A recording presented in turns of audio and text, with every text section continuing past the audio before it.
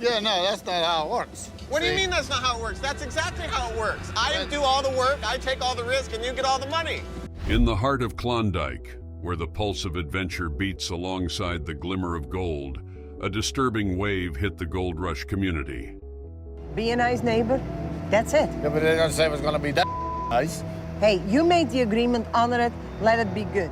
Tony Beets, a titan of the mining world whose grit and determination were matched only by his larger-than-life persona, suddenly passed away. As the dust settles on this unexpected turn of events, we're left with pressing questions. What led to this saddening event on one of Gold Rush's most iconic figures?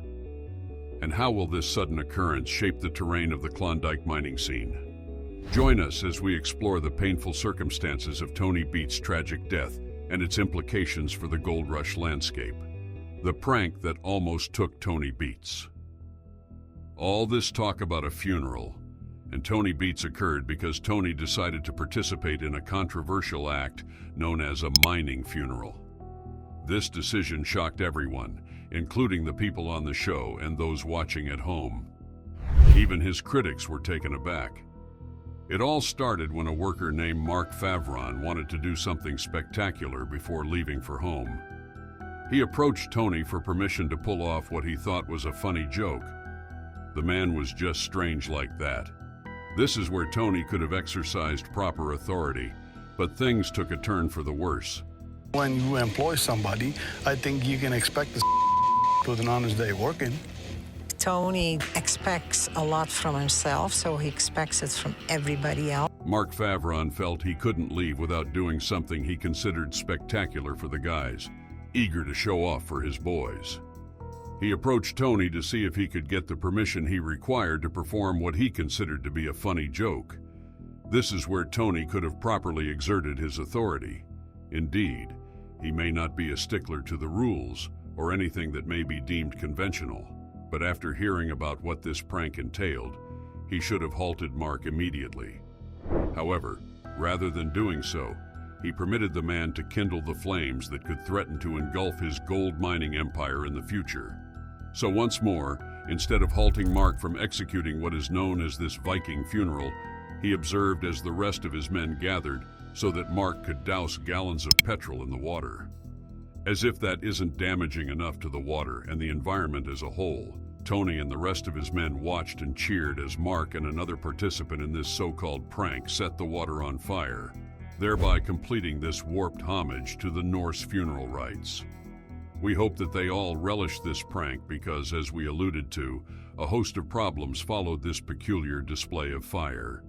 They failed to recognize the fact that not only was this act highly unethical as they were pumping tons of hazardous toxins and carcinogens into the environment. You know, and so people that give it the effort and that take chances, they deserve a certain amount of credit. Without him, there wouldn't have been a gold rush. This reckless and borderline malevolent prank was highly illegal. Let's disregard the fact that they were harming the innocent wildlife that would be compelled to endure the consequences of this absurd prank. Mark and Tony were also jeopardizing the rest of their men for some silly spectacle. What if that fire got out of control and several members of the team got injured or lost their lives? Tony should certainly have deliberated before he granted Mark permission to ignite those dangerous flames. Well, the repercussions began to manifest soon after the stunt was executed.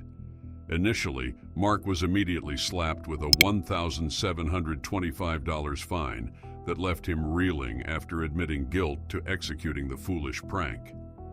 Before long, Tony found himself in the Yukon Territorial Court to make himself answerable to the authorities. After all, not only had he allowed the prank to transpire on his watch, but he also made the foolish error of neglecting to report the matter to the authorities as he was supposed to in such a situation. Perhaps he never realized the extent of what could have occurred under his supervision, but suspicions may have arisen that he simply didn't care. In any case, he allowed the authorities to uncover this dangerous act when the show was broadcast to the world, and that, of course, is unacceptable. All this unexpected maneuver and the adverse impact it may have had on the environment as a whole has left fans pondering the significance of the act and how it may influence Tony's position on the Gold Rush TV show. Well, currently they can assert that it may offer us a glimpse into the psyche of the seasoned gold miner and his proclivity for flouting the norms set by the establishment. As one can imagine, this leaves the enthusiasts on the edge of their seats as they contemplate the future of the veteran gold miner. I wonder what these fans infer from the understanding of the legendary gold miner's mind. Undoubtedly, they always recognized that they were dealing with a nonconformist, but now they can perceive that the machinations of this man's mind may pose a threat to himself and the business empire that he, his family, and his team have painstakingly built over the decades. It would be truly regrettable if this carefree attitude ended up being the determining factor between the success and failure of what could potentially be one of the preeminent gold mining dynasties in North American history. In the river again. Seem to do that every year. So it'll be sure nice one of these days to get a license down there so we can stay in. At the very least, now the fans can delve deeper into the type of intellect capable of thriving in both the realm of gold mining and the domain of reality television concurrently. Unfortunately for Tony, this does not alleviate the turmoil and disruption caused by his reckless actions. Initially, he witnessed the principal wrongdoer being slapped with an almost $2,000 fine. Moreover, he found himself having to justify his actions before the authorities at the Yukon Territorial Court. As much as Tony, the individuals associated with the Gold Rush show, and his fans at home may have hoped that these consequences constituted the entirety of Tony's penance for his reckless deeds, this would prove to be merely the tip of the iceberg of his tribulations. Following the execution of the unnecessary prank, Tony realized that he had triggered a plethora of legal ramifications and a multitude of environmental concerns owing to his heedless disregard for the face of the Viking funeral. Tony would soon discover that the repercussions extended beyond the confines of his cherished TV show as the funeral became a focal point of discussion among viewers at home and individuals involved in the show's production. Perhaps even more disconcerting, the matter had become a subject of considerable concern for the authorities, who were perturbed that Tony permitted his subordinates to carry out such a frivolous prank. What's more distressing is that this incident has now intertwined itself with the very viability of Tony's mining enterprise to operate at its full potential. The ramifications of these actions have proven to be so dire that even the enthusiasts are incredulous that they may need to speculate on the future of one of their most beloved characters on the show. For those unfamiliar with how Tony may have jeopardized the prospects of growth and even survival of his business, they would be astonished to learn that this Viking funeral could impact Tony. A crucial water license for his mining business now hung in the balance. How he didn't foresee that the authorities might hesitate to grant such a license to a man who seemed to disregard the safety of the environment is beyond us here, the enthusiasts at home. When you also consider the fact that many have voiced their dissatisfaction with Tony's efficacy in land reclamation projects following some past work he did, you'd find that the enthusiasts aren't too unreasonable to fret about the fact that this controversial homage to the ancient Norse burial rites may be detrimental, not only to Tony's application for this water license, but also to Tony's future on the Gold Rush TV show. This has added more intrigue to the events unfolding on the Gold Rush TV show. Because that thing, that with everything. By the time they rewrite, redo, bingo. 3-4 months has gone by. Bear in mind, nothing has been done about the environmental fallout, especially the pollution charges that arise from the use of petrol during this unnecessary prank. Recall, that was the incendiary agent that Mark was able to use to achieve the full spectacle of the Viking funeral. Add the fact that Tony always seemed less concerned about land restoration projects that he needed to carry out after some of his environmentally disruptive gold mining activities. And you'd find that the enthusiasts have reason to doubt when it comes to the continuity of Tony Beets' presence on the Gold Rush TV show, even as a gold miner as well. With the fact that his future in the Indian River claims was also at stake, it seems as though Tony was genuinely in a tight spot that he had only himself and perhaps Mark Favron to blame. However, as time progresses, the enthusiasts come to terms with the fact that the impact of Tony's water license application was pivotal to the man's future. The tension grew twofold as they realized that the future of the legendary miner was truly in the balance, with his participation in an act that seemed to promote the unethical use of petrol in an environmentally hazardous manner, thanks to the release of dangerous toxins and carcinogens. There can be little surprise if or when fans discover that Tony was unable to secure that important water license after all.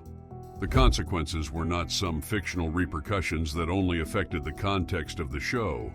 No, these acts were impacting the environment in real time, and somebody had to pay.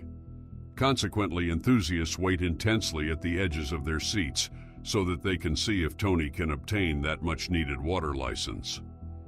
It seems as though Tony opted for determination above all else, because rather than succumbing to despair in the face of these seemingly insurmountable problems, Tony chose to concentrate his efforts on his lucrative claims, most notably the prized Indian River claim. They've already waited for 2 years for this application to clear, and now this prank is threatening to jeopardize all they had worked for. Somehow, Tony managed to pull himself together so he could keep his focus on the projects that were underway. For example, he was eager to maintain his attention on the mining activities at Nugget Cut on Paradise Hill. While this decision demonstrates Tony's ability to devise a financial strategy that benefits his business and family, it also underscores Tony's resilience. It was going to take more than a few setbacks to throw him off course. Perhaps that's a sign of a leader ready to confront challenges head-on, without letting other aspects of his life or business suffer. Great gold waste coming out of 80 Pub these days. That is nothing but great paying. Whether or not he had to contend with the pesky mining authorities and their annoying water license applications, Tony decided to focus on other important tasks, such as transporting heavy mining equipment to the Indian River claims. Perhaps the most notable of these equipment was a 950 excavator needed for heavy work in the Indian River mines. When it came time to tackle this daunting task, Tony's resourceful character came into play once more. To complete this task, Tony decided to utilize an old lowboy to move the heavy equipment to its destination, demonstrating the practical mindset of a boss aiming to bypass the arduous disassembly process typically required for transporting such equipment. Such is the contradictory nature of this character. How could such a rational mind have allowed Mark to perform such a prank that nobody else asked for? Now they're in hot water, and it seems there's nothing they can do to get out of this bind but work their way out of it. However, it still didn't mean that he wasn't taken aback by a surprising call from the water board. This, however, may not have been as surprising as the realization that he may have to reapply for the water permit following the events of this unnecessary prank. It may prove to be too much for the mining veteran because he and the rest of the world are aware that the rewriting and resubmission of the water license application could take months, if not years. Now he was forced to consider the fact that this prank meant that the current season might end up being a total waste.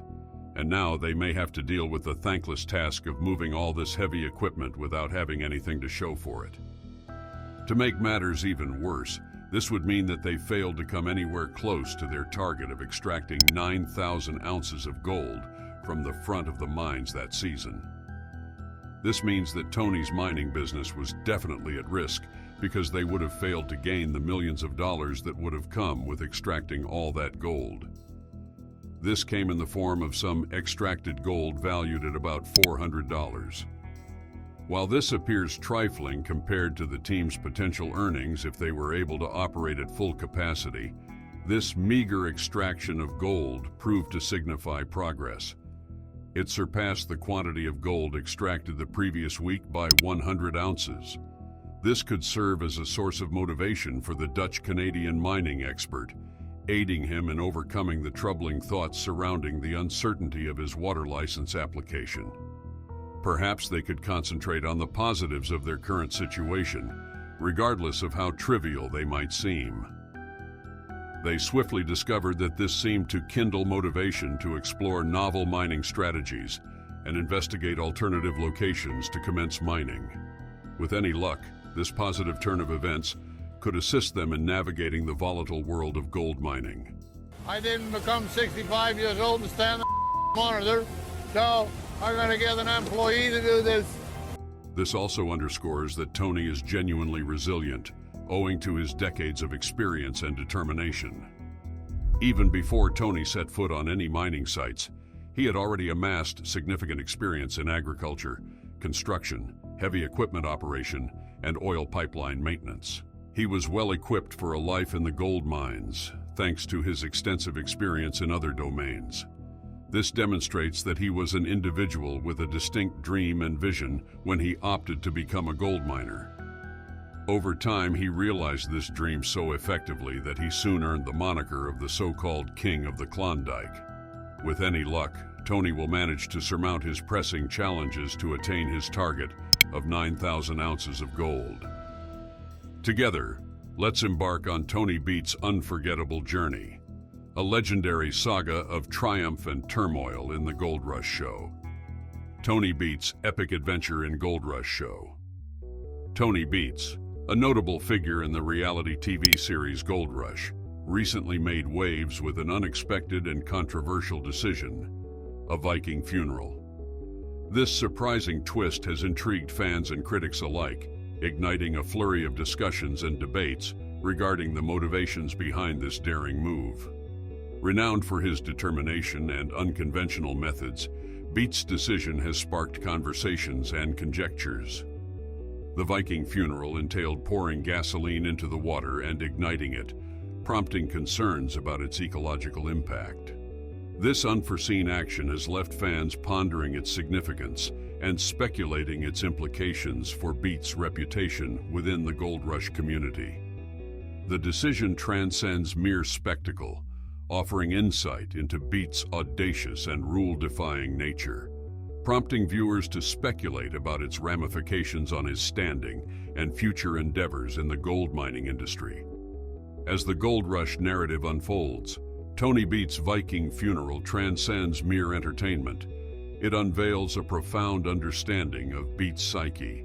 Beyond the televised spectacle, the event serves as a portal into the mind of a man who thrives on challenging norms and flouting conventional rules. Beets' decision to orchestrate such a dramatic and controversial funeral provides viewers with a rare glimpse into the complexities of his motivations. This unexpected twist offers a window into the unique psyche that propels Tony Beets. Through this perspective, audiences gain a deeper understanding of the individual behind the Gold Rush persona, uncovering the layers that render Tony Beets a captivating and enigmatic figure in the realm of reality, television, and gold mining.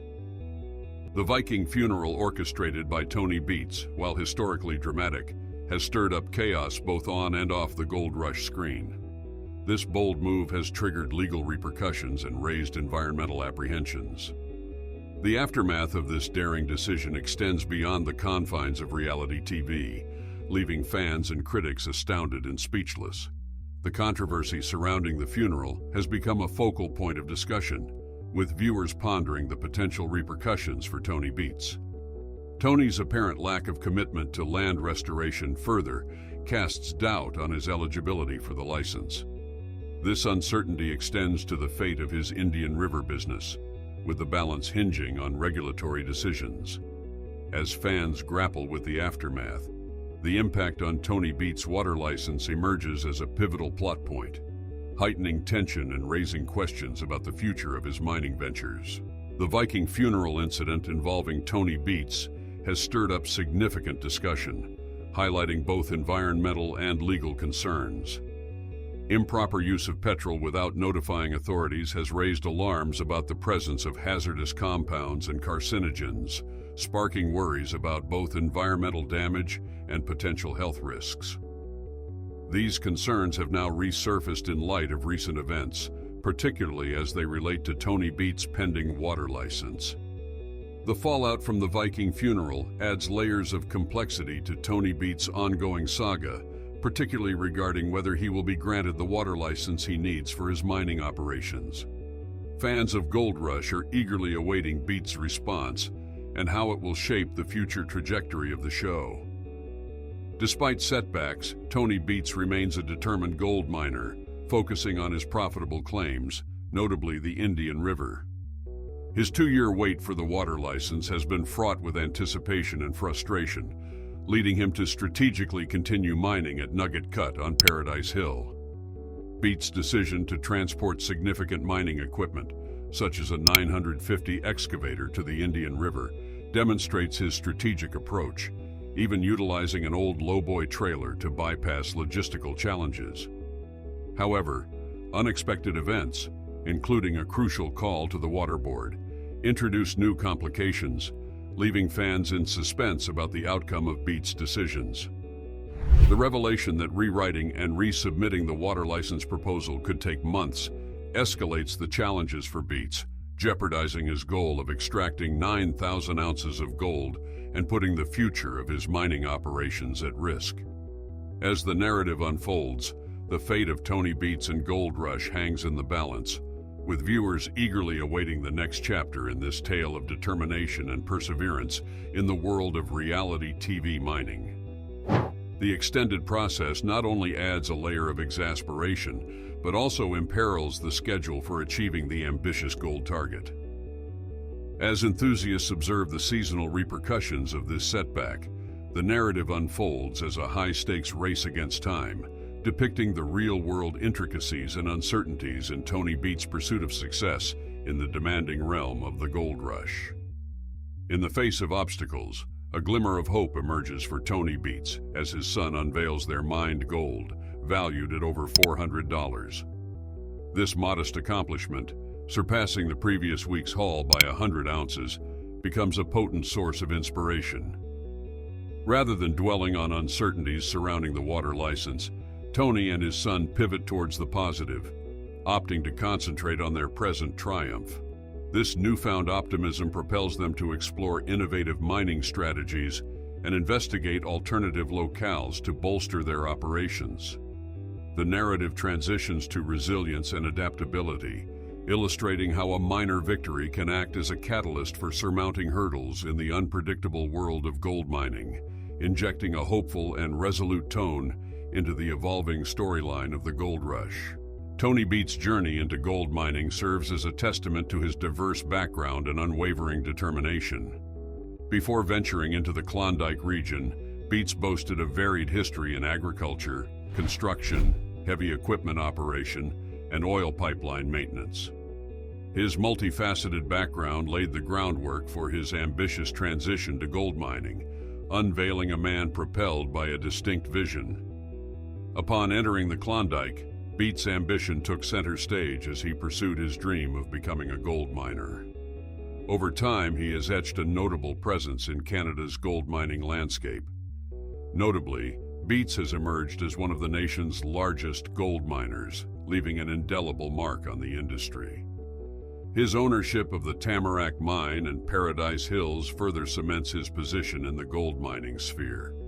This evolution reflects not only his ambition, but also his capacity to adapt and excel in a challenging domain. Tony Beets, despite his formidable personality, commands respect in the mining sector owing to his significant achievements and expertise. His debut in Gold Rush Season 2 in 2010 marked a pivotal juncture, where Beets transitioned from a consultant to a prominent figure in the show. His role as a consultant showcased his invaluable insights into profitable mining, garnering recognition among fellow cast members and mining families.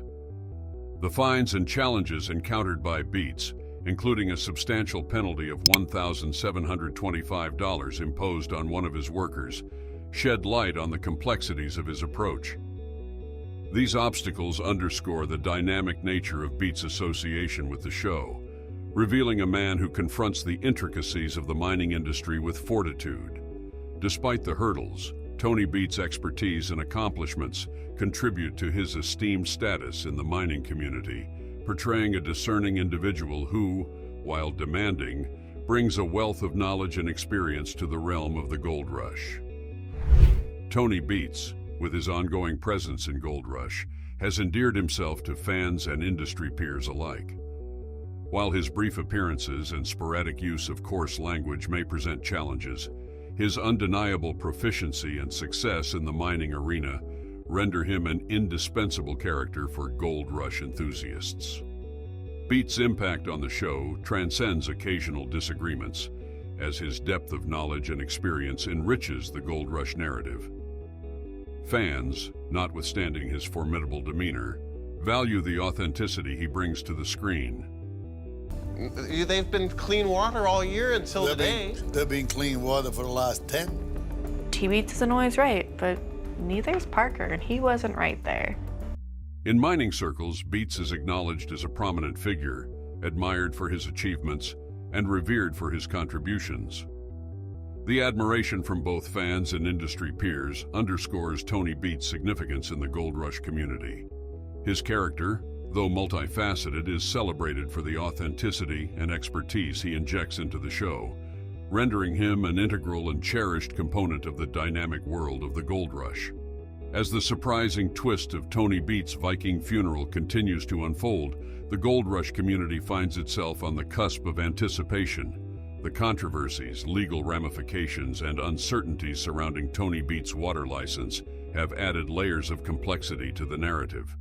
Whether Tony can surmount these challenges and sustain his gold mining endeavors remains uncertain, leaving fans eagerly anticipating the subsequent chapters in the captivating saga of Gold Rush and Tony Beets. Prepare to dive deeper than ever before into the riveting world of Gold Rush, where reality surpasses the scripted narratives, uncovering jaw-dropping revelations that will leave you reeling.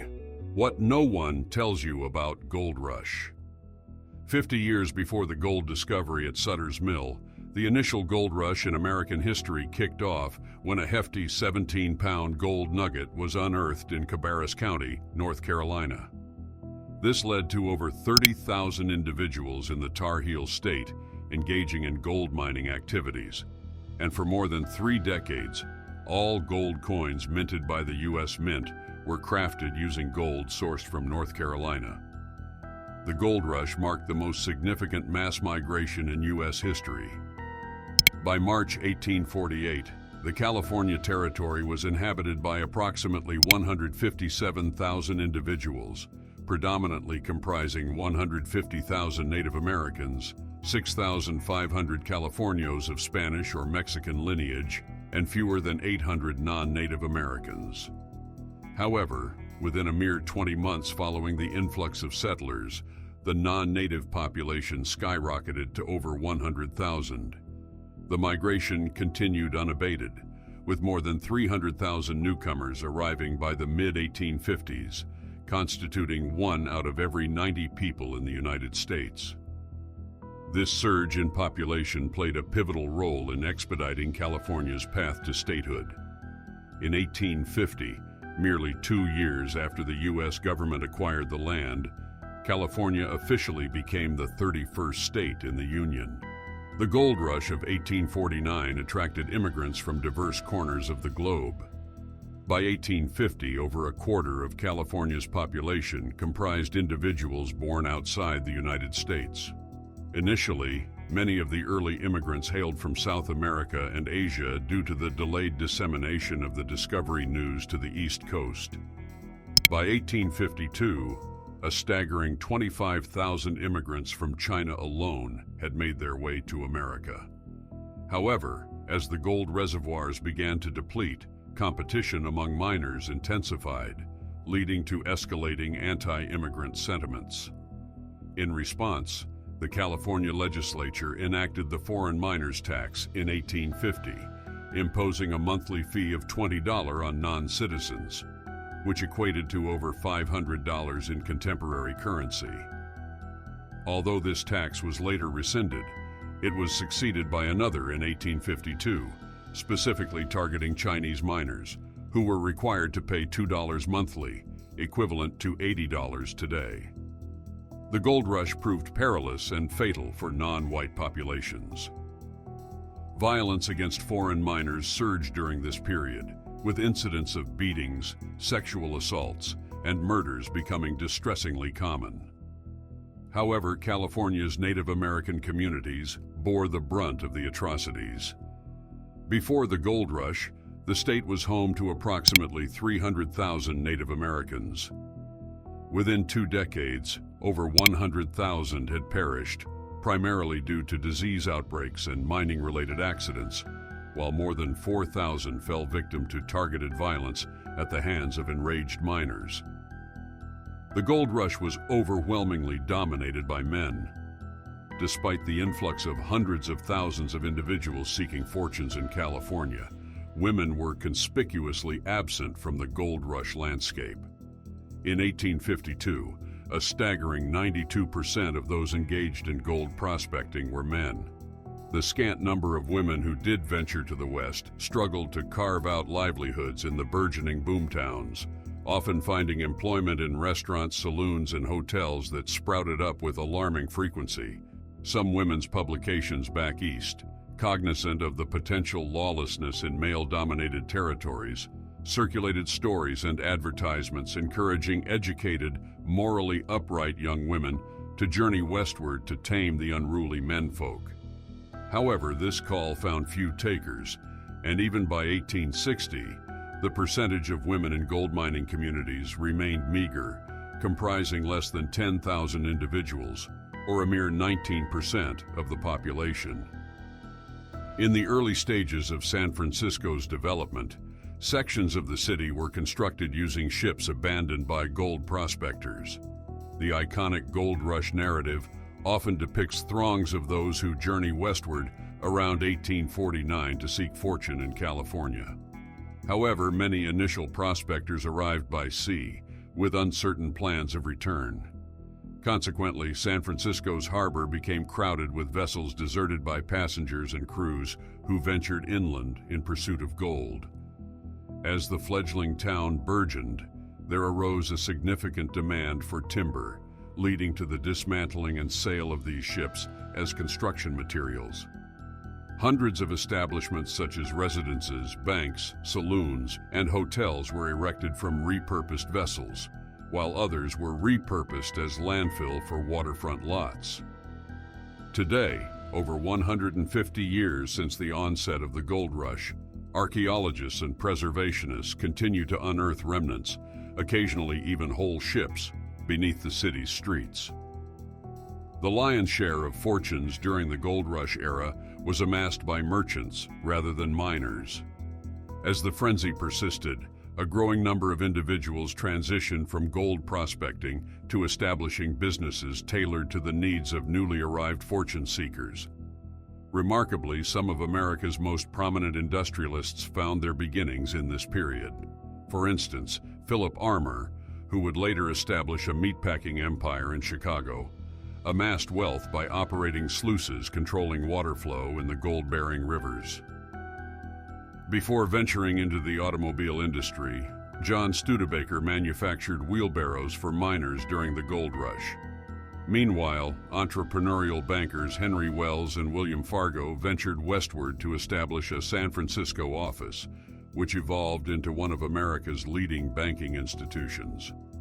Among the notable entrepreneurial successes was the journey of Levi Strauss. A German-born tailor, Strauss arrived in San Francisco in 1850, intending to sell canvas tarps and wagon coverings to miners. However, recognizing the demand for durable work pants capable of withstanding the arduous conditions endured by miners, he pivoted to establish a store in downtown San Francisco that eventually burgeoned into a manufacturing empire, producing the iconic Levi's denim jeans. As his debts mounted, Sutter found himself compelled to transfer ownership of his land to one of his offspring, who established a new settlement named Sacramento.